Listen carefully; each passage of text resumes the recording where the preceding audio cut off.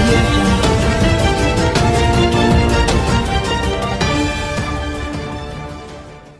So మనం ఎంత బలమైన వ్యక్తి అర్థమవుతుందా? ఇంతమంది కలిసి ఒకరిని తిడుతున్నారంటే బలం మనకుంది, వాళ్ళకి లేదు.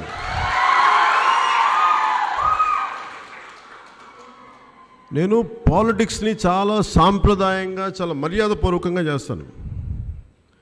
వాళ్ళు ఎవరికి అర్థం కాని విషయం కూడా ఏంటంటే, నాకు వీళ్ళలాంటి భాష ఉంది, వీళ్ళు ఏ స్థాయికి వెళ్ళగలరో, నేను కొంత విలువలతో కూడిన రాజకీయం చేయాలని వచ్చాను. రాజకీయ వ్యవస్థ విలువలతో కూడింది. రాజ్యాంగం రాసింది జగన్మోహన్ రెడ్డి లాంటి వాళ్ళు రాజ్యాంగం రాయలేరు. అంబేద్కర్, బాబాసాహెబ్ అంబేద్కర్ లాంటి గొప్ప మహానుభావులే రాజ్యాంగం రాయగలరు. ముఖ్యమంత్రి చంద్రబాబు గారు రాజ్యాంగం రాయలేరు, అంబేద్కర్ మహాశైలి రాయాలి. అలాంటి గొప్పవాళ్ళు పాలాభిషేకం చేసిన ఎవరికి చేసినా గొప్ప మహానుభావులు చేస్తాం. అంత గొప్ప వ్యక్తులు. అంతే వీళ్ళందరికీ ఎలా ఉంటుందంటే, రాజ్యాంగం స్ఫూర్తి కేవలం పేరుకే, కానీ వీళ్ళు చేసే దిగజారుడు వ్యవహారం కానీ, దిగజారుడు పాలిటిక్స్ కానీ, ఇలా తిట్టేస్తే భయపడతామని అనుకుంటారు.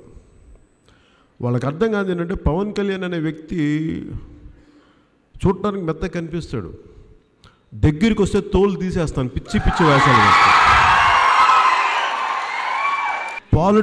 పాలిటిక్స్లో కావాల్సింది చాలా గట్టి మనస్తత్వం కావాలి, బలమైన సంకల్పం. దోచే మీకే, ఇసుక మాఫియాలు చేసే మీకే, స్కాములు చేసే మీకే అంత బలం ఉన్నప్పుడు, అంత మీకు అహంకారం, మీరు ఆధిపత్య పోరు మీరు చూస్తుంటే, ఏమీ చెయ్యని నాకు, ప్రజా సంక్షేమం కోసం నిలబడే మాకు ఎంత తెగింపు ఉండదు, వీళ్ళు ఆలోచించుకోగలరా?